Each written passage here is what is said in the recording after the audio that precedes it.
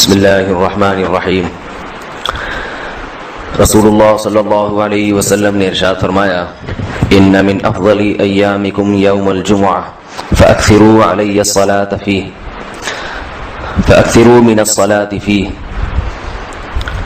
فرمایا تمہارے دنوں میں سب سے بہترین دن جمعہ کا دن ہے، اس لیے اس دن مجھ پہ کثرت سے درود پڑھا کرو۔ فإن صلاتکم معروضۃ علی، اس لیے کہ تمہارا درود مجھ تک پہنچایا جاتا ہے۔ صحابی نے پوچھا، یا رسول اللہ کیف تعرض علیک صلاتنا وقد ارمت، ہمارا درود آپ تک کیسے پہنچایا جائے گا جبکہ آپ جب دنیا سے جائیں گے، قبر میں جسم آپ کا ختم ہو جائے گا، تو ہمارا درود آپ تک کیسے پہنچے گا؟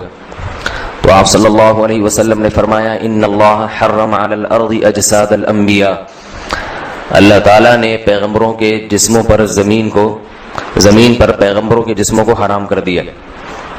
زمین کسی پیغمبر کے جسم کو کبھی ختم نہیں کرتی۔ تو یہ بھی امت کا اجماعی عقیدہ ہے کہ جتنے بھی انبیاء ہیں ان کے جسم بالکل سلامت رہتے ہیں۔ شہداء میں تو یہ بہت زیادہ مشاہدہ ہوتا ہے، بہت سارے شہداء کے جسم سلامت رہتے ہیں۔ تو ایک اور حدیث میں آپ صلی اللہ علیہ وسلم نے فرمایا، من صلی علیہ صلاۃ صلی اللہ بہا عشرہ، جس نے مجھ پر ایک دفعہ درود بھیجا۔ درود کہتے ہیں نبی صلی اللہ علیہ وسلم کے لیے اللہ تعالیٰ سے خصوصی رحمت کی دعا کرنا۔ ایک ہوتا ہے عام دعا، کسی کے لیے بھی رحمت، صلاۃ کہتے ہیں خصوصی رحمت جو اللہ اپنے خاص بندوں پہ کرتا ہے۔ اس لیے صلاۃ کا جو لفظ ہے نا، یہ درود اور صلاۃ یہ پیغمبر کے علاوہ کسی کے لیے جائز نہیں ہے، کیونکہ یہ صلاۃ خاص کس کے خاصہ ہے؟ یہ پیغمبروں کا۔ اس لیے ہم اللہم صلی علی محمد تو کہہ سکتے ہیں، لیکن یوں نہیں کہہ سکتے اللہم صلی علی فلان۔ تو وہ صلی جو ہے نا، صلاۃ یہ خاص قسم کی رحمتیں ہوتی ہیں جو اللہ پیغمبروں پر بھیجتے ہیں۔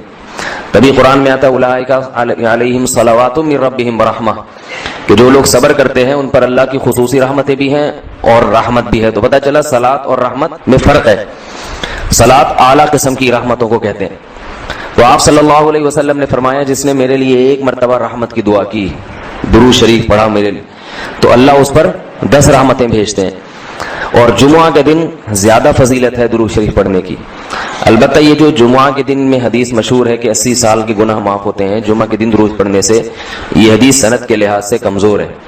لیکن یہ جو میں نے حدیث پڑھی کہ جمعہ کا دن سب سے بہتر دن ہے، فَأَكْثِرُوا عَلَيَّ مِنَ الصَّلَاةِ فِيهِ، لہذا اس دن مجھ پہ کثرت سے درود پڑھا کرو، یہ بالکل صحیح حدیث ہے۔ تو جمعہ کے دن درود شریف کی اضافی فضیلت ہے۔ آج چونکہ جمعہ کا دن ہے تو اس لیے میں نے کہا کہ اس بارے میں تھوڑی سی بات کروں۔ ایک اور حدیث میں آتا ہے، رسول اللہ صلی اللہ علیہ وسلم نے فرمایا، لا تجعلوا قبری عیدا وصلوا علی فإن صلاتکم تبلغنی حیث کنتم۔ فرمایا میری قبر کو عیدگاہ نہ بناؤ، جیسے میلوں کی جگہ ہوتی ہے نا، میلے ٹھیلے، عید پہ جب سب لوگ جمع ہو کے خوشیاں مناتے ہیں، تو جیسے مزاروں پہ ہوتا ہے نا، قوالیاں ہو رہی ہیں اور یہ میلے ٹھیلے ہو رہے ہیں، آج کل دیکھا ہے۔ تو پہلے زمانے میں بھی جب کوئی نیک آدمی دنیا سے جاتا تھا تو لوگ اس کی قبر پہ دھرنے مار کے بیٹھ جاتے تھے، اور وہ مجاور اور یہ سب جو ہمارے یہاں ہوتا ہے۔ تو آپ صلی اللہ علیہ وسلم نے منع کیا کہ میری قبر کے ساتھ یہ کچھ مت کرو، البتہ مجھ پہ درود پڑھا کرو، اور فرمایا کہ تم جہاں سے بھی درود پڑھو گے یہ مجھ تک پہنچے گا۔ ایک اور حدیث میں رسول اللہ صلی اللہ علیہ وسلم نے فرمایا، ما من احد یسلم علی الا رد اللہ علی روحی فارد علیہ، کہ جب بھی کوئی مجھ پر سلام بھیجتا ہے اللہ میری روح کو میرے جسم میں لوٹاتے ہیں اور میں اس کے سلام کا جواب دیتا ہوں۔ اب یہ کیسے ہوتا ہے؟ چونکہ یہ برزخی زندگی میں ہے، لہذا اس کی کیفیات میں اور گہرائی میں جانے کی اجازت نہیں ہے۔ جیسے اللہ بہتر سمجھتے ہیں یہ ہوتا ہے، اس کی حقیقت کا ہمیں علم پوری طرح نہیں ہے، برزخی زندگی ہے۔ اور حدیث میں آتا ہے رسول اللہ صلی اللہ علیہ وسلم نے فرمایا کہ رغم انف رجل ذکرت عنده فلم يصلی علی، اس شخص کی ناک خاک آلودہ ہو جائے جس کے سامنے میرا نام لیا جائے، میرا تذکرہ ہو اور وہ مجھ پہ درود نہ پڑھے۔ ایک اور حدیث میں آپ صلی اللہ علیہ وسلم نے فرمایا، البخیل من ذکرت عنده فلم يصلی علی، وہ شخص کنجوس ہے، بخیل ہے جس کے سامنے میرا نام آئے اور مجھ پہ درود نہ پڑے۔ یعنی اتنی بڑی شخصیت اور اتنے بڑے محسن اعظم کا تذکرہ آ رہا ہے اور اس کی زبان سے دعا بھی نہیں نکلتی، تو اس سے بڑا کنجوس دنیا میں کون ہو سکتا ہے؟ ایک اور حدیث میں آپ صلی اللہ علیہ وسلم نے ایک شخص کو دعا مانگتے ہوئے دیکھا جس نے درود شریف پڑھے بغیر دعا شروع کر دی، تو آپ صلی اللہ علیہ وسلم نے فرمایا اس نے دعا میں جلدی کی ہے. پھر فرمایا تم میں سے جب کسی شخص کو دعا مانگنی ہو تو پہلے اللہ کی حمد و ثنا پڑھے, پھر مجھ پر درود بھیجے. قرآن مجید میں بھی اللہ نے حکم دیا ان اللہ و ملائکتہ یصلون علی النبی, کہ اللہ اور اس کے فرشتے, اللہ بھی رحمت بھیجتے ہیں اور فرشتے بھی رحمت کی دعا کرتے ہیں. یا ایھا الذین آمنوا صلوا علیہ وسلموا تسلیما, اے ایمان والو تم بھی محمد صلی اللہ علیہ وسلم پر درود بھیجا کرو اور سلام بھیجا کرو. درود اور سلام میں فرق یہ ہے کہ درود اللہ کی رحمت اور سلامت کہتے ہیں کہ ہر برائی سے, ہر مشکل سے, ہر مصیبت سے بچائیں. تو کمال جب ہی ہوتا ہے جب اللہ ہر شر سے بچا لیں اور اضافی رحمتیں بھی بھیجیں. تو علماء نے درود شریف کی حکمتوں میں لکھا ہے کہ درود شریف جو اللہ نے ہمیں پڑھنے کا حکم دیا, اس کی بنیادی وجہ تو سب کو معلوم ہے کہ سب سے زیادہ احسانات اس کائنات میں اللہ کے بعد کس کے ہیں؟ محمد صلی اللہ علیہ وسلم. تو آپ صلی اللہ علیہ وسلم کے احسانات سب سے زیادہ ہیں انسانیت پر. انسان کو انسان آپ صلی اللہ علیہ وسلم نے بنایا, اور اہل اسلام تو سب سے زیادہ ان احسانات کے تلے دبے ہوئے. تو ہم کوئی بھی عبادت اگر کر رہے ہیں, دعا بھی اگر مانگ رہے ہیں, تو یہ بھی کس کی وجہ سے توفیق مل رہی ہے؟ نبی صلی اللہ علیہ وسلم, کیونکہ آپ صلی اللہ علیہ وسلم نے ہی یہ ساری چیزیں سکھائی ہیں. تو ہر کام میں حکم یہ ہے کہ بھائی جس کا احسان ہے, جس کی وجہ سے تمہیں یہ رہنمائی ملی, تو پہلے اس کا بھی تو کچھ خیال کرو, اس کا بھی جو ہے نا اللہ سے اس کے لیے دعا مانگو تاکہ تمہاری طرف سے بھی کچھ شکر ہو. دوسری بات علماء نے لکھی ہے کہ اس میں حکمت یہ ہے کہ درود شریف پڑھنے سے توحید کا عقیدہ مضبوط ہوتا ہے. وہ توحید, درود شریف نبی سے دعا نہیں ہے بلکہ اللہ سے دعا ہے. کس کے لیے؟ نبی کے لیے. تو پتہ یہ چلا کہ نبی پر بھی اللہ کی رحمتیں ہوں گی, اور دعا کون مانگ رہا ہے؟ ہم مانگ رہے ہیں. تو اس میں نبی سے مانگنے کا دروازہ بند کر دیا کہ نبی سے مانگنے کا اسلام میں کوئی تصور نہیں ہے, بلکہ نبی کے لیے بھی اللہ سے مانگا جائے گا. تو جب نبی کے لیے بھی اللہ سے مانگنے کا حکم ہے تو اپنے لیے نبی سے کیسے مانگنے کا حکم ہو گیا؟ سمجھ میں آ رہی ہے بات کہ نہیں آ رہی؟ یعنی نبی کے لیے بھی کس سے مانگنے کا حکم ہے؟ اللہ سے. تو اپنے لیے کس سے مانگیں گے؟ بطریق اولا ہم پھر اللہ سے مانگیں گے. تو اس سے عقیدہ توحید مضبوط ہوتا ہے. اور تیسری بات یہ کہ علماء نے لکھا ہے کہ جب درود شریف پڑھیں تو اس نظریے سے نہ پڑھیں کہ نبی ہماری دعا کے محتاج ہیں. نبی اللہ کی رحمت کے تو محتاج ہیں, یہ تو درود شریف سے پتہ چلتا ہے, لیکن اللہ کی وہ رحمت اس وقت بھی ہوتی اگر ہم یہ دعا نہ مانگتے. تو ہمیں اس لیے ہے کہ ہم بھی انگلی کٹا کے شہیدوں میں نام لکھوا لیں. سمجھ رہے ہیں نا؟ اس کی حضرت مولانا اشرف علی تھانوی رحمہ اللہ نے بڑی پیاری مثال دی. فرمایا کہ جیسے کوئی بادشاہ اپنے شہزادے پر کچھ انعام کرنا چاہے, بادشاہ تو چاہتا ہے نا اپنی اولاد کو نوازنا, اپنے محبوب, شہزادہ اس کا محبوب ہوتا ہے. تو آپ اگر بادشاہ سے سفارش کر دیں کہ حضرت یہ تحفہ آپ اپنے شہزادے کو دے دیں, یا یہ فلاں چیز اپنے شہزادے کو, تو بادشاہ تو پہلے بھی دے رہا ہے, لیکن آپ کے کہنے سے وہ اور خوش ہو جائے گا, اور خوش ہو جائے گا کہ بھائی دیکھو جو کام میں چاہتا تھا یہ بھی اسی کی درخواست کر رہا ہے. تو نتیجہ کیا نکلے گا؟ تھوڑا سا آپ کو بھی دے دے گا وہ, ٹھیک ہے نا, کہ چلو یہ گڑ تم بھی منہ میٹھا کر لو اپنا, تم نے اتنا اچھا کام کیا. اور اگر آپ کسی کو حکم دیں اس کے دشمن پہ خرچ کرنے کا, آپ جا کے کہیں بھائی وہ تمہارا دشمن ہے, تمہارا دل چاہتا ہے اس کا گلا دبا دو, تو ایسا کرو اس کو ہدیے ودیے دیا کرو. تو کہہ دیں میں اس کو گلا دبانا چاہتا ہوں اور تو ہدیے کی ترغیب دے رہا ہے تو میں تیرا بھی گلا دباؤں گا. تو دشمن پہ خرچ کرنے کا جب حکم دیا جاتا ہے تو اس سے سامنے والا غصے میں آتا ہے. دوست پہ خرچ کرنے کا, احسان کرنے کا جب آپ کسی کو کہیں گے تو وہ خوش ہوتا ہے.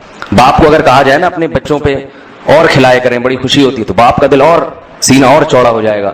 تو ایسا ہی اللہ تعالیٰ کو اپنے رسول صلی اللہ علیہ وسلم سے محبت ہے. اللہ تو خصوصی رحمتیں بھیجیں گے ہی, لیکن ہم اگر اللہ سے درخواست کر دیں گے کہ اللہ تو خصوصی رحمتیں بھیج, تو اس میں تھوڑی سی ہماری بھی کیا ہو جائے گی؟ دخل اندازی ہو جائے گی. اللہ تو ویسے ہی کر رہا ہے, تو اللہ کہے گا چلو تو نے بھی سفارش کر دی تو ان پہ تو کر ہی نہ ہوں, یہ 10 رحمتیں تجھ پر بھی ہو جائیں گی. اور چوتھا فائدہ کیا ہے درود شریف پڑھنے کا؟ کہ انسان کے دل میں محمد صلی اللہ علیہ وسلم کی محبت بڑھتی ہے.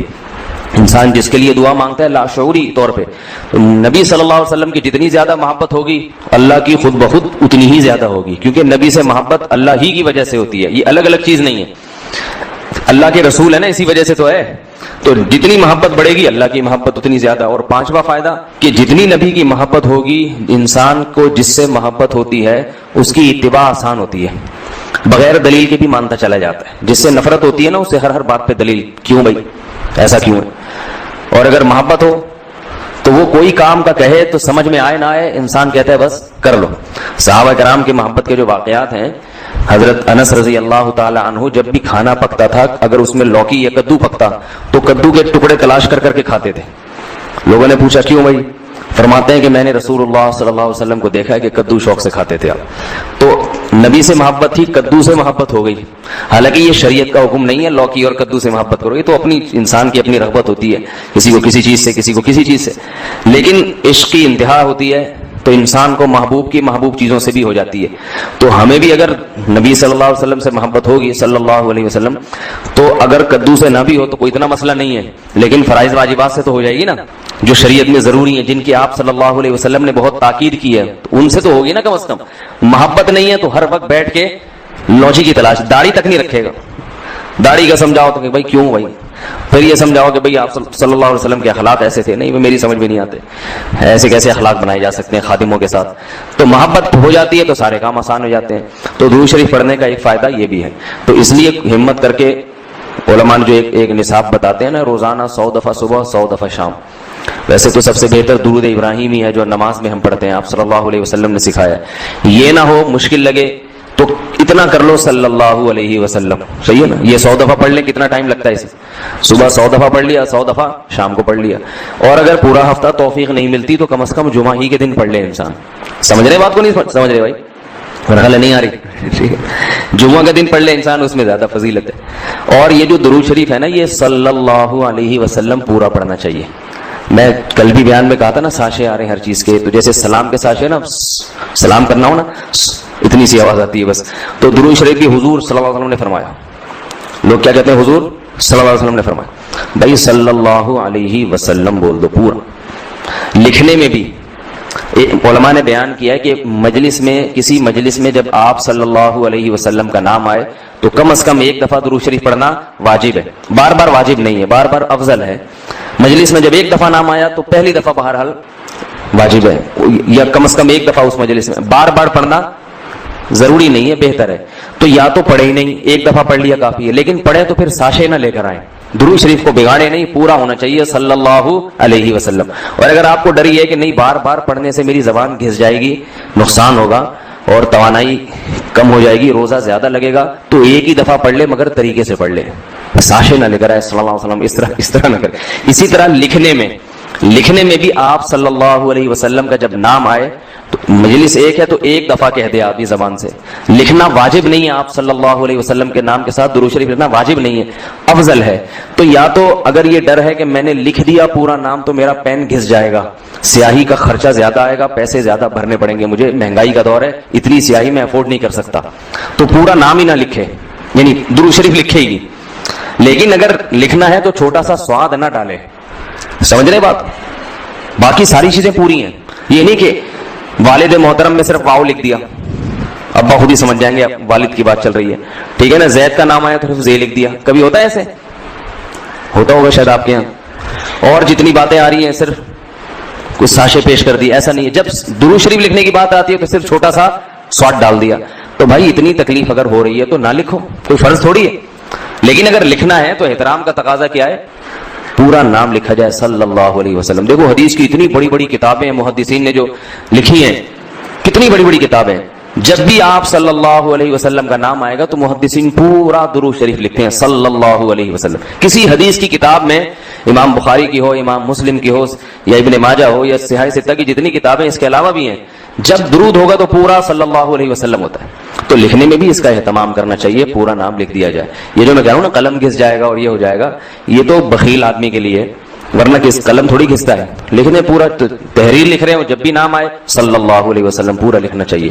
اللہ تعالیٰ عمل کی توفیق عطا فرمائے. ایک چھوٹی سی آخر میں بات سن لیں کہ آپ صلی اللہ علیہ وسلم کا جو لقب ہے نا، لوگ مختلف ناموں سے پکارتے ہیں.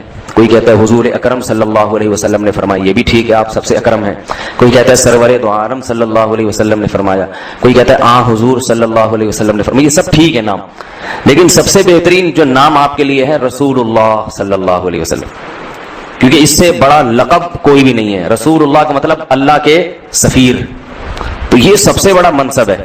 اس لیے عام استعمال میں جو صحابہ کا بھی طریقہ تھا، نبی اللہ، صحابہ کیا کہتے تھے؟ نبی اللہ یا رسول اللہ. تو محدثین بھی جو لفظ آپ کے لیے استعمال کرتے ہیں رسول اللہ صلی اللہ علیہ وسلم یا نبی اللہ. تو عام استعمال میں یہ زیادہ بہتر ہے. وہ بھی ٹھیک ہے, سرور کائنات, حضور اکرم, شفیع المذنبین, سب صحیح ہیں, لیکن ہوتا ہے نا جب بہت سارے آپشن ہو تو انسان سلیکٹ کرتا ہے سب سے بہترین کو. تو سب سے بہترین لفظ آپ کے لیے کیا ہے؟ رسول اللہ. یہ سب سے بہترین لفظ. اللہ تعالیٰ سمجھنے کی عمل کی توفیق. کہ انسان جلد باز ہے, بے صبری کا مظاہرہ کرتا ہے, وہ چاہتا ہے میری ساری خواہشات ابھی پوری ہو جائیں. اسے پتہ بھی ہوتا ہے کہ یہ خواہش ایسی ہے, اس کے پورا کرنے میں فائدہ کم نقصان زیادہ ہے, لیکن پھر بھی پیچھے لگتا ہے اس کے. لیکن کچھ لوگ ایسے ہیں کہ وہ جلد باز نہیں ہوتے, وہ اپنا دماغ استعمال کرتے ہیں, ان کی عقل ہمیشہ ان کے دل پر غالب رہتی ہے.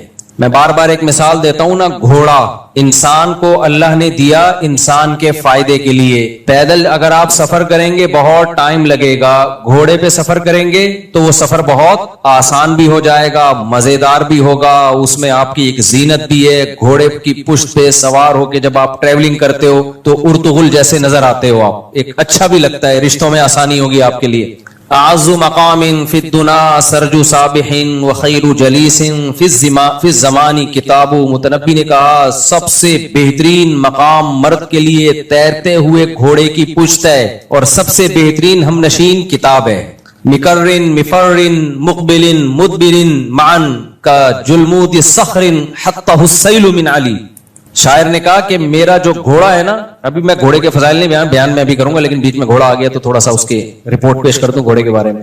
بیان گھوڑے کے فضائل پر نہیں ہے, موضوع چینج ہو رہا ہے, میں آ رہا ہوں واپس, آپ بے فکر رہیں. مکرن مفرن مقبل مدبر معن, کہہ رہا ہے میرا گھوڑا ایسا ہے کہ ایک ہی وقت میں پیچھے بھی پلٹے گا, ایک ہی وقت میں آگے بھی دوڑے گا, اور ریورس بھی ہوتا ہے, آگے بھی بھاگتا ہے, دائیں بھی بائیں بھی, ایک ہی ٹائم پہ. ایک ٹائم پہ تو یہ پاسبل نہیں ہے, لیکن اتنی سپیڈ کے ساتھ وہ یہ سارے کام کرتا ہے کہ لگتا ہے کہ ایک ہی ٹائم پہ ہو رہا ہے. اور کہہ رہا ہے ایسی اس کی دہشت ہے نا, جب وہ دوڑتا ہے دشمن پہ چڑھتا ہے, ایسے لگتا ہے کہ جلمود صخر, چٹان پہ کوئی چٹان کا مضبوط پتھر ہے جو لڑکتا ہوا بلندی سے نیچے کی طرف آ رہا ہے, ایسے آتا ہے. تو اللہ میاں نے ہمیں گھوڑا اس لیے دیا تاکہ ہم اس کے اوپر سوار ہوں, ٹریولنگ میں آسانی ہو, دشمن پہ روک بیٹھے, اور ہماری لائف میں ایک انجوائمنٹ کا سامان پیدا ہو. یہ ساری چیزیں, زینت بھی اس میں ہے. زینت کا مطلب کیا ہے؟ دیکھنے میں آپ کیا لگو اچھے. تو یہ اسلام میں برا عمل نہیں ہے. دیکھو زینت الگ چیز ہے, شو بازی الگ چیز ہے. لوگ دونوں کو آپس میں خلط ملط کر دیتے ہیں, تبھی اعتراض کرتے ہیں یہ دیندار لوگ شو کیوں مار رہے ہیں. حالانکہ وہ شو نہیں مار رہے ہوتے, وہ زینت اختیار کر رہے ہوتے ہیں. شو مارنا الگ چیز ہے, زینت اختیار کرنا کہ میں اچھا لگوں یہ الگ چیز ہے. یہ تو انسان کی نیچر ہے. دنیا میں کون چاہتا ہے کہ میں گندا لگوں؟ اگر کوئی چاہ رہا ہے تو وہ بہت ہی میلا ہے, کوئی وہ خاندانی میلا ہے جو یہ چاہے گا کہ میں کیا لگوں, برا لگوں. تو تبھی تو نبی صلی اللہ علیہ وسلم جب آئینے میں اپنی صورت مبارکہ دیکھتے تو کیا فرماتے؟ اللہم حسنت خلقی فحسن, اللہم حسنت خلقی فحسن خلقی. اے اللہ تو نے میری صورت اچھی بنائی, میرے اخلاق کو بھی اچھے کر دے. یہ ہمیں سکھانے کے لیے. تو یہ شکر ادا ہو رہا ہے نا کہ اللہ تو نے میری صورت اچھی بنائی. تو شکر اس چیز پہ کیا جاتا ہے نا جو اچھی ہوتی ہے. تو انسان کی فطرت ہے, وہ چاہتا ہے کہ میں کیا لگوں, برا لگوں یا اچھا لگوں, اچھا لگوں. تو یہ نیچر ہے, یہ کوئی بری چیز نہیں ہے, تبھی تو اس پہ شکر ادا ہوگا. اگر یہ بری چیز ہوتی تو شکر تھوڑی ادا ہوتا. تو گھوڑے میں اللہ نے ایک زینت بھی رکھی ہے جو جائز ہے. تبھی قرآن کہتا ہے وَلَكُمْ فِيهِ جَمَالٌ حِينَ تُرِيحُونَ وَحِينَ تَسْرَحُونَ. سورہ نحل پڑھو, بڑا مزہ آتا ہے سورہ نحل پڑھنے میں, اتنا مزہ آتا ہے جب سورج شروع ہوتی ہے نا. وَالْخَيْلَ وَالْبِغَالَ وَالْحَمِيرَ. اللہ کہتے ہیں میں نے تمہارے لیے گدھے بھی پیدا کیے, خچر بھی پیدا کیے, گھوڑے بھی پیدا کیے, اور میں نے تمہارے لیے جانور چوپائے پیدا کیے, بھیڑ بکریوں کے ریوڑ. اس زمانے کی زینت تو یہی چیزیں تھیں. تو اللہ کہتے ہیں لکم فیہ جمال. ایک جگہ فرمایا تمہارے لیے اس میں دفء ہے, گرمی سے بچنے کا سامان, سردی سے بچنے کا سامان. بھیڑوں کی کھالوں سے تم رضائیاں بناتے ہو, لحاف بناتے ہو, جیکٹیں بناتے ہو. اس سے سردی میں تمہیں کیا ملتی ہے؟ گرمی. تو یہ فائدہ سمجھ میں آتا ہے. اللہ میاں نے یہ فائدہ بیان کیا نا. دیکھو بھیڑ کے منہا تاکلون, فرمایا ان جانوروں کو تم کھاتے بھی ہو, گائے کو, دمبے کو, بکرے کو, اور کیا چیز تھی چوتھا جانور؟ اونٹ. تو کھانا بھی سمجھ میں آتا ہے, نعمت ہے. سواری علیہا وعلی الفلک تحملون, کشتیوں پہ بھی سوار ہوتے ہو, اونٹ پہ بھی سوار ہوتے ہو. سواری بھی اللہ کی نعمت ہے یا نہیں؟ یہ ساری نعمتیں اللہ نے بیان کی, ایک الگ سے ایک اللہ نعمت بیان کرتا ہے جو بظاہر نعمت لگتی نہیں ہے. اللہ نے فرمایا جب تم ان بکریوں کے ریوڑ کو لے کے صبح صبح نکلتے ہو، دمبوں کے بکریوں کے ریوڑ کو لے کے کمانے کے لیے، اور جب واپس لوٹتے ہو، لکم فیہ جمالن، اس میں تمہارے لیے ایک زینت ہوتی ہے، اچھے لگتے ہو دیکھنے میں. نہیں آئی سمجھ میں بات؟ دیکھو بے روزگار آدمی اچھا لگتا ہے یا روزگار والا آدمی؟ بے روزگار پڑا ہوا ہوتا ہے، پتہ ہی نہیں کب سونا ہے کب اٹھنا ہے، کبھی بھی اڑ جاؤ، کوئی پرابلم کی بات نہیں ہے، کہیں جانا ہے ہی نہیں. کیا خیال ہے؟ جو بے روزگار ہوتا ہے اسے کہیں جانا ہوتا ہے ٹائم پہ، اسے یہ وہ کہتا ہے کہ امی ناشتہ جلدی بنا دیں، آئی ایم گیٹنگ لیٹ، کہتا ہے وہ. اگر کہے گا ماں کہے گی کس بات کا لیٹ ہو رہا ہے، کہ بیت الخلا جانے میں لیٹ ہو رہا ہے، تو گٹکا کھانے میں لیٹ ہو رہا ہے، بنٹے کھیلنے ہیں. بے روزگار کی کوئی زینت نہیں ہوتی.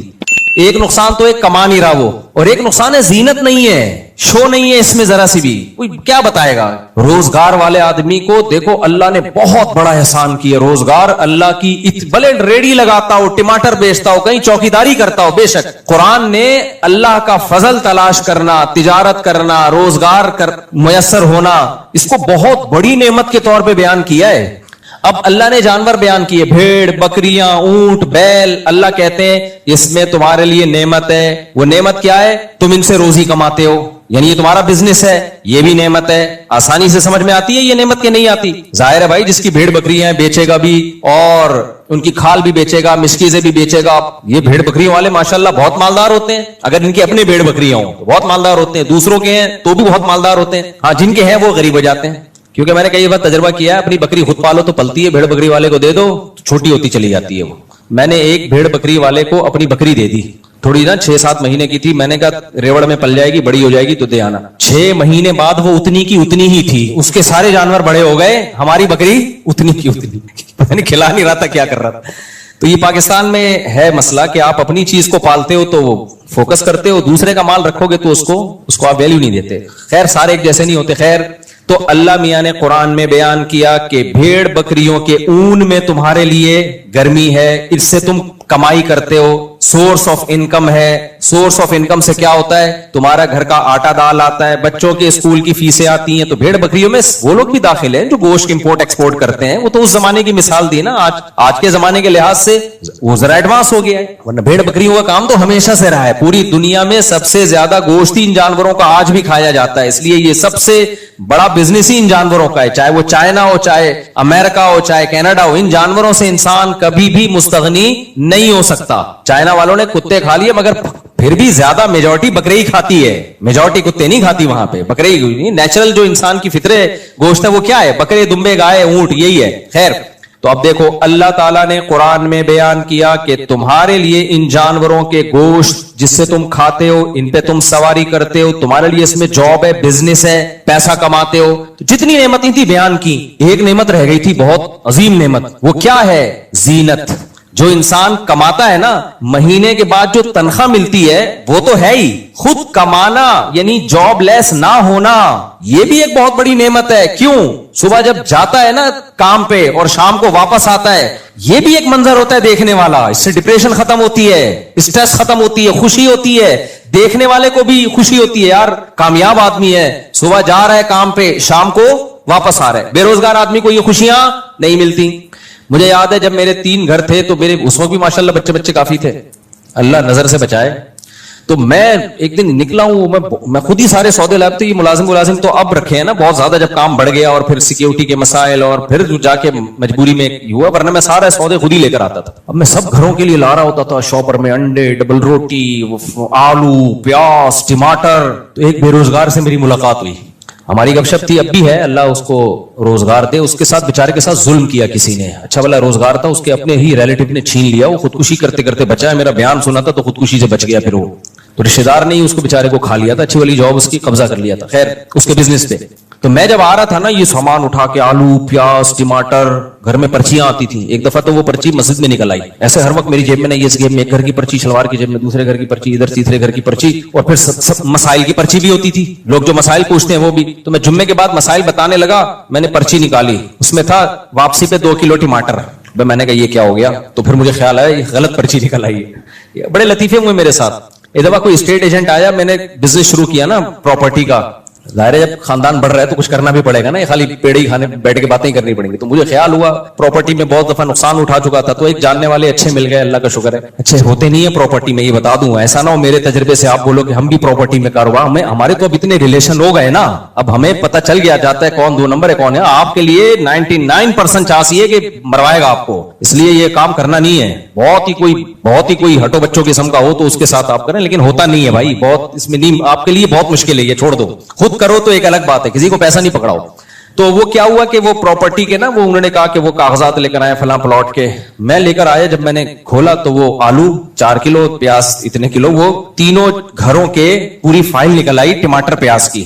اب میں اس کو وہ دیکھ رہا ہے, کہہ رہے یہ کیا ہے. میں نے کہا پلاٹ کے کاغذ ہے. اس نے کہا یہ پلاٹ کا کاغذ, آلو پیاز ٹماٹر. پھر میں نے کہا یار سوری, یہ میں غلطی سے غلط فائل اٹھا کے لیا. سمجھ رہے ہو کہ نہیں سمجھ رہے؟ خیر, تو جب میں وہ آلو پیاز ٹماٹر لا رہا تھا نا بائک پہ, ادھر آلو ادھر پیاز ادھر ٹماٹر ادھر انڈے, تو وہ بیچارہ جو خودکشی کرتے ہوئے بچا, اللہ اس کو خوشیاں دے, میں رک گیا سلام کرنے کے لیے. اس نے کہا یہ کیا ہے. میں نے کہا یار یہ دیکھو یار ہم کس ٹینشن میں ہیں یار, آلو پیاز ٹماٹر یہ ساری چیزیں مجھے لے جانی پڑتی ہیں, شادی کے بعد یہ ٹینشن ہے. کہتا ہے یار خدا کی قسم یہ ٹینشن اس ٹینشن سے اچھی ہے جس ٹینشن میں مبتلا ہوں. یہ بھی ایک زینت ہے, گھر کا سودا خرید رہے ہو, آلو پیاز ٹماٹر گھر میں لا رہے ہو, کیونکہ وہ اس نعمت سے محروم تھا, نعمت سے محروم تھا. کہہ رہے یار یہ اس کی جو خوشی ہے وہ میں سمجھتا ہوں, گھر ہو بیوی بچے ہوں اور آپ ان کے لیے کچھ لا رہے ہو, آلو پیاز ہی لا رہے ہو, ٹماٹر ہی لا رہے ہو. کہہ رہے یہ نعمت کا اس سے پوچھو جس کے پاس یہ نعمت نہیں ہے. مجھے واقعی احساس ہوا کہ یہ اتنی بڑی اللہ کی ہم پہ نعمتیں ہیں جن کا ہم کو احساس نہیں ہے. اور ہم دیکھتے ہیں بحریہ ٹاؤن کے پلاٹ, اس کے پاس اتنے پلاٹ ہیں, پھر بحریہ ٹاؤن اوپر جا رہا ہے, میں وہیں کا وہیں, کاش میں خرید لیتا, کاش میری قسمت پہ ہوتا, میں خریدتا ایک کھوتا, کبھی تو سوار ہوتا کبھی میں سوار ہوتا. کھوتا سمجھتے ہو, گدھے کو بولتے ہیں. تو کاش میں یہ کر لیتا. او بھائی اتنا بھی اگر توفیق مل رہی ہے نا شادی شدہ آدمی کو کہ گھر میں آٹا دال آ رہا ہے, راشن آ رہا ہے, آپ لا رہے ہو, اس کی قدر اس سے پوچھو جو یہ بھی نہیں کر سکتا, جو یہ بھی نہیں کر سکتا. تو میں بے روزگار کے وہ بتا رہا تھا آپ کو آداب بے روزگاری کے نا. بے روزگار آدمی جب صبح اٹھتا ہے تو اسے کہیں جانے کی دیر نہیں ہو رہی ہوتی. روزگار والے کو ٹینشن ہوتی ہے, بیگم یا اما جو کنوارے ہیں وہ اما کہہ رہے ہوتے ہیں, اما ناشتہ جلدی دو, امی مما جلدی سے ناشتہ دو, مجھے کیا میں آئی ایم گیٹنگ, انگلش بھی شروع کر دیتا ہے جیسی اس کی جاب لگتی ہے نا, آئی ایم گیٹنگ لیٹ, میں مجھے دیر ہو رہی ہے, پھر شام کو پہنچنا ہے. تو اس میں ایک زینت ہوتی ہے. ہمارا ایک جاننے والا بچہ ہے, اس کو کہیں جاب مل گئی, ابھی تنخواہ بھی نہیں آئی ہے, کرسی پہ بیٹھا ہوا ہے, سیلفیاں کھینچ کھینچ کے دوستوں کو سڑانے کے لیے بھیج رہا ہے. ابھی تنخواہ ملی نہیں ہے, لیکن میں دیکھ رہا ہوں اس کے طور طریقے. بیٹھا ہوا ہے کرسی پہ یوں اسٹائل میں, لیپ ٹاپ ایک سامنے رکھا ہوا, وہ بھی اس کا کھینچ کے نا اپنے سامنے کر دیا لیپ ٹاپ, کیونکہ اپنی ایک اس کی شان ہوتی ہے نا لیپ ٹاپ سامنے بھی. آفس میں بھائی ورک ہو رہا ہے باقاعدہ, اپنا لیپ ٹاپ بھی نہیں ہے, باس کا ہے, وہ تھوڑا سا سائڈ پہ کھسکا کے سیلفیاں بنا کے. تو مجھے کسی نے بتایا اس کی حرکتیں دیکھو. میں نے کہا کوئی بات نہیں, بیچارہ خوش ہو رہا ہے, خوش ہونے پر گورنمنٹ کی طرف سے کوئی پابندی نہیں ہے, خوش ہونے دو یار, حلال کام پہ خوش ہو رہا ہے نا, کوئی ناجائز پہ تھوڑی, کوئی چرس کا بزنس تھوڑی کر رہا ہے. تو یہ انسان کو اللہ نے بہت بڑی نعمت دی ہے, صبح کام پہ جانا, شام کو واپس آنا. جامع ترشید ہم جایا کرتے تھے ماڑی پور سے, 30 کلومیٹر بائک پہ جاتا تھا میں, اور 30 کلومیٹر واپس پڑھانے کے لیے. مجھے یاد ہے اتنا انجوائے کرتا ہوا جاتا تھا میں, کیوں صبح صبح اٹھے, فجر کی نماز پڑھی نہ. ہماری کلاسیں بھی مدرسوں میں بہت جلدی شروع ہوتی ہیں, پوستیوں کی طرح 12 بجے ٹائم نہیں ہے, 9 بجے آپ لوگ کے یہاں دفتروں میں کام شروع ہوتا ہے, مدرسوں میں 7:30 بجے کلاسیں شروع, اس کی برکت بہت ہوتی ہے. صبح رات کو سوئے, صبح فجر پڑھی, اس کے بعد ناشتہ کیا, اور بھاگم بھاگ لگا ہوتا تھا. میرے دوست بھی تھے میرے ساتھ, وہ بھی بائک پہ اکٹھے جایا کرتے تھے, تو ہم نے 1 to 5 لی ہوئی تھی, او جا رہے ہیں بھائی صبح صبح نا تیار ہو کے. اتنا ایک خوشی محسوس ہوتی تھی, حالانکہ کتنا تھکے ہوئے پہنچتے ہیں, تھکے ہوا پہنچا, پھر شام کو واپس آتے ہوئے ایک الگ راحت ہوتی تھی. اب شام کو کہاں جا رہے ہیں, گھر جا رہے ہیں, گھر جا کے چائے پیئیں گے, تو گھر والوں کے ساتھ بیٹھیں گے, والدین کے ساتھ, بہن بھائیوں کے ساتھ, بیوی بچوں کے ساتھ. ایک عجیب اس میں اللہ نے لطف رکھا ہے. دیکھو آپ کی کھوپڑی اگر صحیح کام کر رہی ہے نا, دل میں دنیا کی محبت نہیں ہے, خدا کی قسم اللہ نے انٹرٹینمنٹ کی بہت ساری چیزیں رکھی ہیں جن کو دیکھ کے انسان خوش ہو سکتا ہے. ہمارے ساتھ مسئلہ یہ ہے کہ ہم غلط چیزوں کے عادی ہو گئے ہیں, تو اب ہمیں جن چیزوں میں خوشی ہونی چاہیے ان میں خوشی نہیں ہو رہی. اب کسی کو چرس کی عادت ہو جائے, اس کو بھی روٹی میں تھوڑی خوشی ہوگی. تو یہ اللہ کا معاذ اللہ قصور نہیں ہے, یہ اس کا قصور ہے کہ جس چیز میں اللہ نے بے پناہ لذت رکھی تھی, اس نے اپنے آپ کو نشے کا عادی بنا کر وہ لذت سے اپنے آپ کو محروم کر دیا. اب اس کو تو چرس چاہیے, ہیروئن چاہیے, اسی طرح یاد رکھو اللہ نے حلال میں بہت لذت رکھی ہے، لیکن جس کم وقت کو گناہ کی حرام کی عادت پڑ جائے، بد نظری کی، فحش فلموں کی، زنا کی، ان چیزوں کی عادت پڑ جائے، پھر اس کے لیے نیچرل لائف میں دلچسپی ختم. ورنہ جو زنا سے بچتا ہے اس کو بیوی بچوں میں ہی اللہ نے بہت اس میں محبت رکھی ہے، بیوی بچوں سے ہی بہت مطمئن ہوتا ہے جب وہ گھر پہ آتا ہے. لیکن جو حرام خوری کی عادت پڑ جائے، گرل فرینڈ کی عادت پڑ جائے، اس کے لیے گھر کی نعمت نہیں، اس کو گھر کا باہر پسند ہے.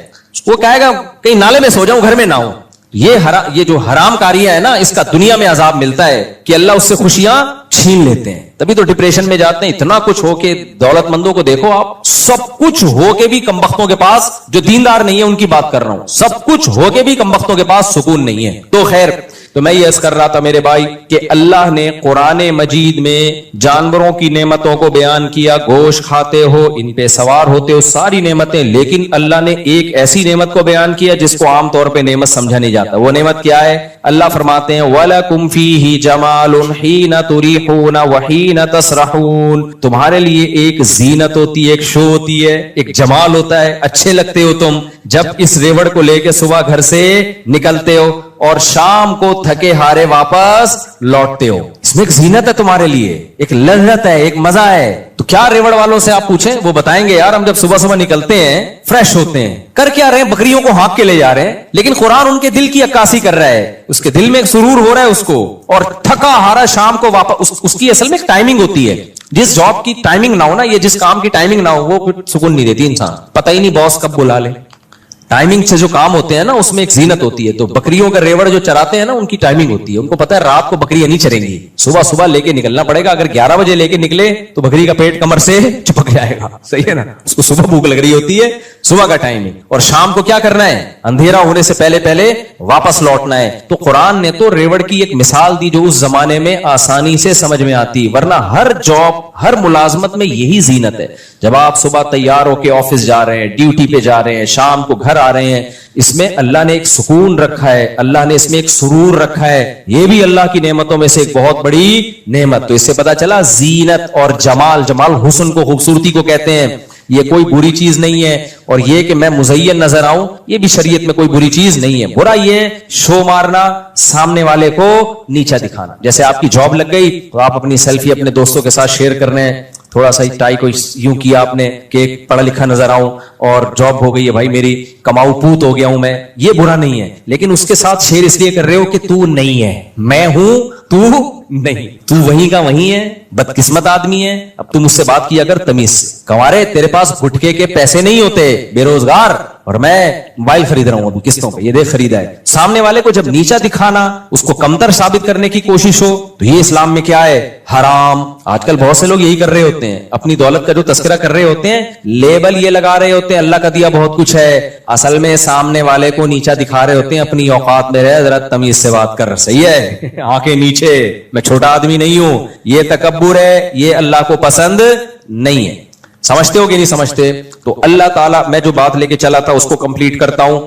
تو سواری جو ہے نا، سواری، گھوڑے کی سواری ہو گئی. اللہ نے اس میں کیا نعمتیں بیان کی؟ تمہاری زینت کے لیے، سواری کے لیے بہت سارے فائدے ہیں. اب ہوگا یہ کہ 3 طریقے ہیں آپ کے پاس.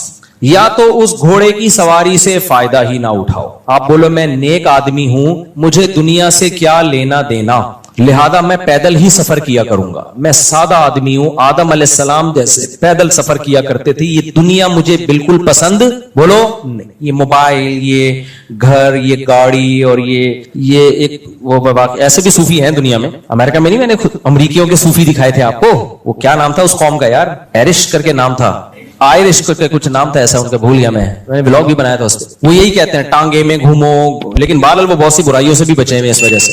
عیسائیت میں وہ بہت ہی ایکسٹریم قسم کے مذہبی لوگ ہیں، موبائل سے اور ہر چیز سے دور ہیں. تو ان میں کچھ خوبیاں بھی ہیں اس کی وجہ سے. تو ایک طبقہ وہ ہے میرے بھائی جو کہتا ہے کہ یہ سب دنیا داری ہے. مولانا طارق جمیل صاحب نے سر پہ بال کیوں لگائے؟ اب وہ تو ان کا مسئلہ ہے، لگائے نہیں لگائے. میں تو شرعی مسئلہ بیان کر رہا ہوں. بھائی اگر آپ کے لیے زینت اختیار کرنا جائز ہے، آپ کو لگتا ہے کہ یہ جو سر پہ جو صورت حال ہے یہ خطرناک حد تک ڈینجرس ہو چکی ہے. دیکھو کچھ لوگوں کے ہوتی ہے ڈینجرس، لیکن بہت زیادہ ڈینجرس نہیں ہوتی. میں نے جو سر پہ بال اگائے ہیں نا، میرے بھی یہاں بال اگائے ہیں. تو وہ کیوں اگائے ہیں؟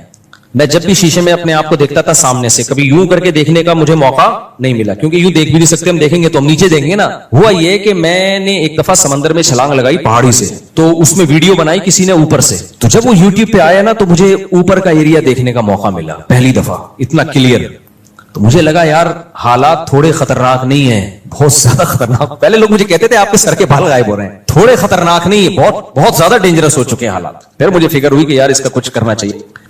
کوئی بال لگوا رہا ہے بھائی، اس کا پرسنل معاملہ ہے، ہاں ناجائز کام کرنے کی شرعاً اجازت نہیں، کسی اور کے بال آپ نہیں لگا سکتے، یہ حرام ہے شریعت میں، خوب سمجھ لو، نبی صلی اللہ علیہ وسلم نے اس عمل سے منع کیا ہے۔ تو زینت اختیار کرنا، اب کچھ لوگ تو ایسے ہیں جو ایوائڈ کریں گے، ظاہر ہے ہم ان لوگوں میں سے نہیں ہیں کہ گھوڑا استعمال ہی نہیں کرنا، گدھا استعمال ہی نہیں کرنا، گاڑی استعمال ہی نہیں کرنی، جہازوں میں سفر کرنا ہی نہیں ہے۔ کچھ لوگ ایسے ہیں جنہوں نے بجائے اس کے کہ گھوڑا استعمال کرتے، گھوڑے کے اوپر سوار ہوتے، گھوڑے کو اپنے اوپر سوار کر لیا ہے۔ یہ وہ لوگ ہیں جن کا سورہ معارج کی ان آیتوں میں ذکر ہے، گھوڑے پہ سوار ہونے کے بجائے انہوں نے کیا کیا، گھوڑا اپنے اوپر سوار کر لیا۔ گھوڑے کی لگام ان کے ہاتھ میں ہوتی، اس کے بجائے اپنی لگام کس کے ہاتھ میں پکڑا دی، گھوڑے کے ہاتھ میں۔ اب میں اس کو مثال سے سمجھاتا ہوں کیا کہنا چاہ رہا ہوں میں۔ یہ ایک سائن ہے، علامت ہے، گھوڑا جو میں دے رہا ہوں مثال کے طور پر۔ اللہ نے ہر شخص کے دل میں خواہشات رکھی ہیں، جذبات رکھے ہیں، چیزوں کی طرف اٹریکشن رکھی ہے۔ اگر یہ اٹریکشن نہ ہوتی تو اس دنیا میں یہ رنگینیاں نہ ہوتی، کمپنیاں بند ہوتی، انسان ترقی نہیں کرتا، نہ شادی ہوتی، نہ بچے ہوتے، نہ محبتیں ہوتی، نہ کمائی ہوتی، نہ فیکٹریاں، نہ کڑائی والے کرتے ہوتے، نہ پگڑیوں کے سٹائل ہوتے، نہ ٹائیوں کے سٹائل ہوتے، نہ کرسیوں پہ سیلفیاں ہوتی، دنیا کیا ہوتی، قبرستان جیسی بے آباد۔ تو اللہ نے انسان کے دل میں خواہشات کے گھوڑے رکھے ہیں تاکہ یہ مختلف چیزوں میں ایک دوسرے سے آگے بڑھنے کی کوشش کرے، لیکن اللہ نے کہا کہ اپنی یہ گھوڑا ہے نا، اسپیڈ سے آپ کا سفر کرا دے گا، اگر خواہشات نہیں ہوں گی نا اسپیڈ سے آپ کا سفر نہیں ہوگا۔ دیکھو انسان میں خواہشات نہ ہوتی، ابھی ترقی کتنی ہوتی نہیں، وہیں پڑے ہوئے ہوتے، جو پڑا ہوا ہوتا کہتا ہے کھانے کو مل جائے ٹھیک ہے، نہیں تو بھوکے مر جائیں گے، کوئی ایسا مسئلہ نہیں ہے۔ زندہ رہنے کی خواہش ہوتی ہے، محنت کرتا ہے، جب بے روزگاری کے تانے سنتا ہے گھر میں، بےزتی میں محسوس ہوتی ہے۔ ویسے تو بے روزگاروں کو چند دنوں تک محسوس ہوتی ہے، اس کے بعد ان کو محسوس نہیں ہوتی، جو میرا مشاہدہ ہے نا تھوڑے دن تک محسوس ہوتی ہے، ورنہ جو نالائق بچہ گھر میں نکل آیا نا وہ کچھ بھی اس کو کم وقت کو محسوس نہیں ہوگا۔ تو ایسے بھی لوگ ہیں ہمارے جاننے والوں میں کہ بچہ بے روزگار ہے، باپ اس کو تانے دے دے کے تھک گیا، کچھ کر لے نہیں کرتا وہ۔ تو جب انسان کو بے عزتی محسوس ہوتی ہے، اس کو عزت کمانے کا ایک دم جذبہ پیدا ہوتا ہے۔ یہ جذبہ کیا کرتا ہے، یار میں بڑا کام کر کے دکھاؤں گا، اور بعض دفعہ کر بھی لیتا ہے۔ ابا نے ایک تانا دیا تو کچھ نہیں کر سکتا، اس نے کہا ابا وہ کر کے دکھاؤں گا جو آپ کے دادا نے بھی نہیں کر کے دکھایا، دل پہ لے گیا نا ایک دم، اور پھر ایسے کارنامے سر انجام دیتے ہیں۔ مجھے یاد ہے کہ وہ ہمارے سامنے ایک واقعہ آیا، ایک لڑکا تھا، بہت کھاتا تھا، کھا کے نا گول گپا بن گیا، اتنا کھاتا تھا منہ پہ اس کے کنٹرول ہی نہیں تھا۔ اب شوگر کا بھی خطرہ ہو گیا اس کو، نظر کا اتنا موٹا چشمہ لگ گیا، اور بہت سارے مسائل اس کے ساتھ۔ MBA کیا ہوا تھا اس نے، تو کسی کمپنی میں مینجمنٹ کی جاب مل گئی اس کو۔ ابا کو آ کے خوشی بتایا، ابو میں مینیجر بن گیا، اب اتنے لوگ میرے کنٹرول میں ہوں گے۔ ابا نے کہا کم بخت، اتنا سا منہ تیرے کنٹرول میں نہیں ہے تو اتنے لوگوں کو تو کہاں سے کنٹرول میں لے کر آئے گا۔ یہ بات ایک دم وہ کہاں لے گیا، دل پہ۔ یار ابا نے بڑی بات کہی، بعض دفعہ نہیں نصیحتیں، لیکن کوئی موقع ہوتا ہے اس پہ نصیحت کلک کر جاتی ہے کہ یار ابا بات تو صحیح کر رہے ہیں، جو منہ پہ کنٹرول نہ کر سکے وہ کمپنی میں اتنے لوگوں پہ کنٹرول کیسے کرے گا، دل پہ لے گیا وہ۔ تو کیا ہوا، کھانا پینا چھوڑ دیا، بہت ڈائٹ، لو کارب ڈائٹ اور پروٹین اور ورزش اور ایکسرسائز، جو ہم نے جب کسی نے ہمیں واقعہ تو پوری ان کی وہ LED پہ تصویریں، سلیمان احمد صاحب اللہ ان کی برکت دے، انہوں نے پورا یہ پروجیکٹ پریزنٹیشن تیار کی ہوئی تھی نا کہ یہ اس بندے کا واقعہ ہے، ہمیں موٹیویٹ کرنے کے لیے نا کہ دیکھو جو ایک دفعہ دل پہ لے جائے نا تو وہ پھر کیا کر کے دکھاتے ہیں۔ تو وہ پھر دکھایا کہ ہے کچھ دنوں میں ہینڈسم، اچھا چشمہ بھی اتر گیا، حالانکہ ڈاکٹر کہتے ہیں چشمہ ایک دفعہ لگے اترتا نہیں، لیکن اس کا واقعی چشمہ اتر گیا۔ شوگر ڈاکٹر نے کہا 10 سال تک تم نے شوگر کو پیچھے دھکیل دیا ہے، 10 سال تک تو کم از کم شوگر کا کوئی چانس نہیں، ایک دم فٹ فاٹ۔ تو یہ کیا تھا، بےزتی محسوس ہوئی نا، کم بخت منہ پہ کنٹرول ہے نہیں اور باتیں کیا کر رہا ہے، اتنے بندوں کو کنٹرول کروں گا۔ تو انسان کے دل میں اللہ نے بہت ساری امنگیں رکھی ہیں، بے عزتی کوئی نہیں چاہتا، سب عزت چاہتے ہیں۔ بعض دفعہ عزت کے حصول میں اچھے کام کر لیتا ہے، بعض دفعہ کسی کی محبت میں آ کے اچھے کام کر لیتا ہے، بعض دفعہ غیرت میں آ کے اچھے کام کر لیتا ہے، بعض دفعہ کوئی لالچ ہوتی ہے اس میں آ کے بہت کچھ کر لیتا ہے۔ تو بہت کچھ ہو سکتا ہے اگر یہ خواہشات ہمارے دل میں ہوں, اور جن کے دل مردہ ہو چکے ہوتے ہیں, خواہشات ہی نہیں ہے ان کے دل میں, تو ان میں آگے بڑھنے کا جذبہ ختم, وہ مرداروں کی طرح پڑے رہتے ہیں. تو شریعت یہ نہیں چاہتی ہے. البتہ ہوتا کیا ہے کہ یہ خواہشات, یہ جذبے آپ کو ایک سمت میں اسپیڈ کے ساتھ دھکیلتے ہیں. سلیمان احمد ہی کی ایک مثال دے دوں. سلیمان احمد صاحب کی بڑی اچھی مثال دی انہوں نے کہ دو چڑیائیں جو ہے نا سفر کر رہی تھی, ایک اماں تھی اور ایک چڑیا کی بچی تھی. ماں بیٹی دونوں اکٹھے کیا کر رہے ہیں, ہوا میں اڑ رہے ہیں. ایک جٹ طیارہ اوپر سے گزر کے گیا بہت اسپیڈ کے ساتھ. طیارہ تو جٹ طیارہ تو آپ کو پتا ہے ایسا گیا زوم کرتا ہوا نا کہ یہ ہل گئی بیچاری, ان کے پرور بھی اکھڑ گئے. تو چھوٹی چڑیا نے اپنی والدہ سے پوچھا, امی ہم بھی ایک چڑیا ہیں اور یہ بھی ایک چڑیا ہے, اتنی بڑی چڑیا, تو اس میں اتنی اسپیڈ کیسے ہے؟ یعنی پر تو اس کے بھی ہمارے بھی پر ہے, اسپیڈ میں زمین آسمان کا فرق ہے. ہم یوں جا رہے ہیں اور یہ زو کر کے ایسا تباہی مچاتی ہوئی چلی گئی یہ چڑیا. تو ڈفرنس کیا ہے ہم دونوں میں اور اس بڑی چڑیا میں؟ تو اما نے کہا دیکھو بیٹا, فرق یہ ہے ہماری دم میں آگ نہیں لگی ہوئی, اس کی دم میں آگ لگی ہوئی ہے. اس کی جو دم ہے نا اس میں پیچھے دیکھ, تم نے غور کیا بیٹا اس کی دم میں کیا تھی؟ آگ لگی تم میں آگ. تو بعض دفعہ ہمیں موٹیویشن کی کوئی ایسی چیز کلک کر جاتی ہے کہ ہماری دم میں آگ لگ جاتی ہے, ایک دم انسان کی پروازوں پہ پروازیں. صحابہ کرام میں ایسے ہی تو تھا نا. احد میں کیا ہے, بہت سخت لڑائی ہو رہی ہے, تو ایک صحابی رسول اللہ صلی اللہ علیہ وسلم کے پاس آئے, عرض کیا یا رسول اللہ اگر میں لڑوں اور شہید ہو جاؤں, کیا, حدیث کا مفہوم بیان کر رہا ہوں اپنے الفاظ میں, کیا ضمانت ہے کہ میں جنت میں جاؤں گا؟ آپ نے فرمایا ہاں. صحابی کھجور کھا رہے تھے تو انہیں سوچا کہ یار جنت بلا رہی ہے, کھجور ختم کرنے کا زمانہ بہت طویل ہے, 8-10 کھجوریں رہ گئی ہوں گی نا. ابے بھائی یہ تو بہت ٹائم لگے گا, جنت سامنے کھڑی ہوئی ہے, کیا اتنا لمبا ٹائم؟ ایسی موٹیویشن ملی ہے نا نبی صلی اللہ علیہ وسلم کی باتوں کا, تو ان کو یقین تھا بھائی نبی نے میرے بارے میں کہہ دیا لڑکے شہید ہو گیا جنت, کھجوروں کا تھیلا پھینک دیا, نہیں بھائی اب جانا ہے لڑنا ہے, لڑے اور اتنا لڑے کہ شہید ہو گئے. تو بعض دفعہ ایسی موٹیویشن انسان کو ملتی ہے, اس کی پروازیں جیٹ طیارے کی طرح تیز ہو جاتی ہیں. تو یہ سب امنگیں اور جذبے جبھی ہیں جب انسان میں خواہشات کا ایک تلاطم ہو, ایک سمندر ہو, موجیں ہوں. اگر یہ خواہشات ہی ختم ہو گئی تو ساری زندگی کی رونقیں انسان کی ختم. لیکن اب ہوتا کیا ہے, قرآن کیا کہتا ہے, اسلام نے کیا کیا ہے؟ اسلام نے کہا کہ گھوڑا ہم نے تمہیں دیا ہے اس پہ سوار ہونے کے لیے اور اس کی لگام اپنے ہاتھ میں رکھنے کے لیے, اور اس کو گھوڑے کو میسج تم دو گے اپنی عقل سے سوچ کے کہ کس سمت میں جانا ہے اور کس سمت میں نہیں جانا. نہیں آئی بات؟ اب آپ نے کیا کیا, گھوڑے پہ بیٹھے.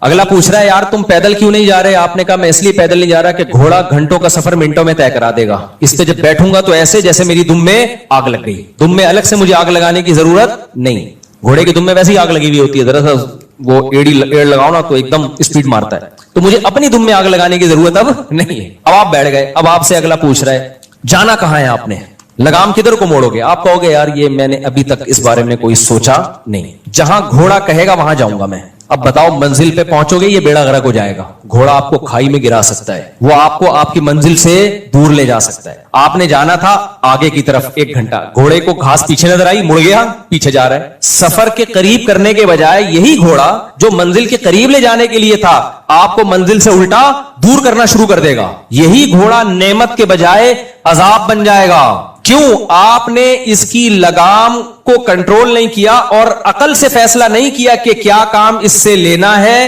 اور کیا کام اس سے نہیں لینا. سمجھ رہے ہو کہ نہیں سمجھ رہے؟ یہ عقل نہیں فیصلہ کر رہی ہے, یہ آپ نے گھوڑے پہ چھوڑ دیا ہے. تو خوب سمجھ لو, اللہ نے ہمیں خواہشات کا ایک سمندر دیا ہمارے دل میں. اللہ نے کہا عقل سے اس خواہشات کو کنٹرول, یہ خواہشات تمہیں موٹیویٹ کریں گی, یہ فیول کا کام دیں گی, یہ تمہیں بہت سارے کام کروائیں گی تم سے.